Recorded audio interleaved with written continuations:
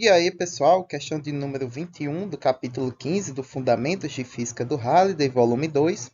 Um bloco está apoiado em um êmbolo que se move verticalmente em um movimento harmônico simples. Letra A.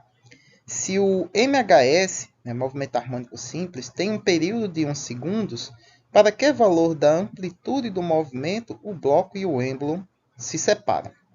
Então, nós temos a seguinte sugestão. O período de rotação do nosso êmbolo é de 1 segundo.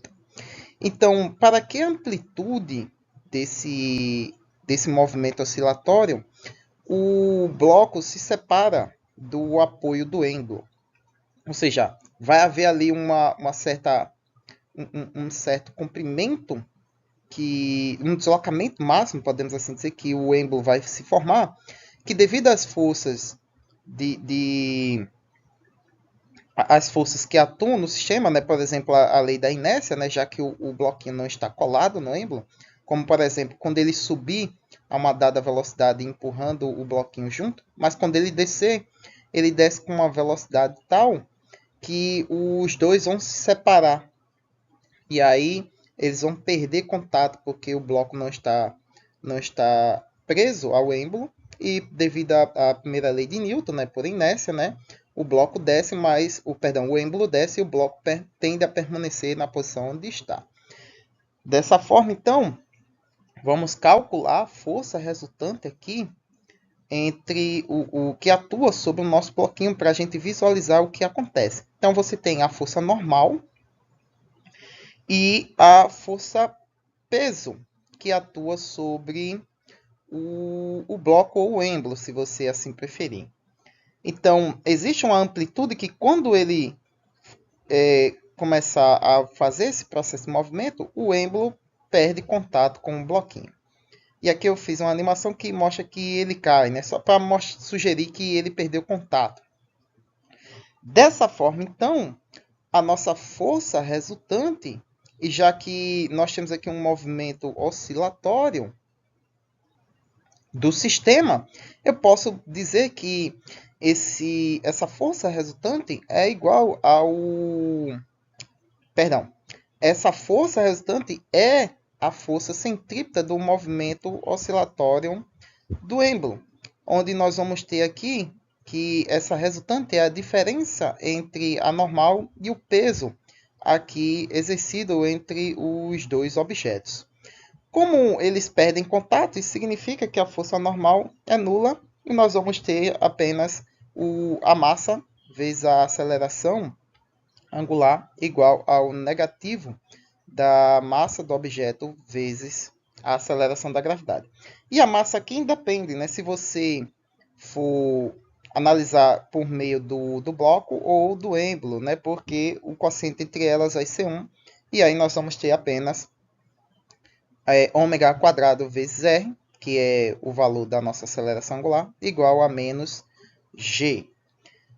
Nós não sabemos quem é ômega, mas sabemos que ômega pode ser escrito em termos de 2π vezes o período. Então, isolando o nosso r, seria o nosso deslocamento máximo e, portanto, a nossa amplitude, que é o que a letra A pede. Ela depende do negativo da aceleração da gravidade sobre 2π sobre o período elevado ao quadrado. E o período é de 1 segundo, então, de fato, vai ficar g sobre 2π ao quadrado.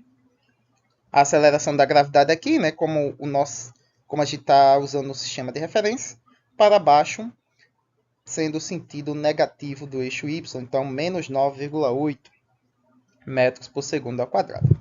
Resolvendo a expressão, nós temos aí que a amplitude do movimento do êmbolo vai ser de 0,248 metros. Na letra B, nós temos ali a segunda situação. O êmbolo se movendo, mas o nosso bloquinho não perdendo contato com ele, né? Ou seja, ele mantém-se aqui em contato, não perde aqui o apoio da superfície entre o bloquinho e o êmbolo. E aí a nossa letra B pede essa seguinte situação. Se o êmbolo se move com uma amplitude de 5 centímetros, qual é a maior frequência para a qual o bloco e o êmbolo permanecem continuamente em contato. Bom, eu esqueci de falar que essa situação aqui é para a iminência da perda de contato, né? Então, quando você perde contato, a normal a gente considera como sendo zero. A gente vai fazer a mesma coisa na letra B. A gente vai descrever como se fosse na iminência de perder o contato, ou seja, a gente pode contar a normal como sendo nula. E aí a gente vai chegar na mesma expressão. Então, na iminência, ou seja, a gente vai encontrar um valor que, se ultrapassado esse valor, o bloquinho perde contato com o êmbolo. Então, a gente escreve da mesma forma. Só que como a gente quer a frequência, agora o nosso ômega vai ser 2πf, né? Já que a gente vai escrever em termos da frequência. Aí isola a frequência e nós temos, então, que ela depende de 1 sobre 2π, raiz de menos g sobre r. Nós temos os valores, substitui.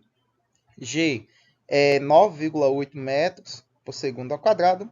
E R é o raio agora descrito pelo movimento oscilatório do nosso êmbolo, que é 5 centímetros, ou 0,05 metros. Resolvendo a expressão, nós temos que a frequência máxima que esse êmbolo pode descrever é de 2,23 Hz. Ele deixa na iminência da perda de contato entre a caixa, né, o bloco, e o êmbolo. Se ele ultrapassar esse valor de frequência, acontece o mesmo que aconteceu na letra A. Muito bem, pessoal. Espero que tenham acompanhado a linha de raciocínio comigo até aqui. Curtam, compartilhem, se inscrevam no canal para receber mais. E como sempre, aí no final, dúvida, crítica e sugestões aí embaixo na caixa de comentários. E até a próxima questão.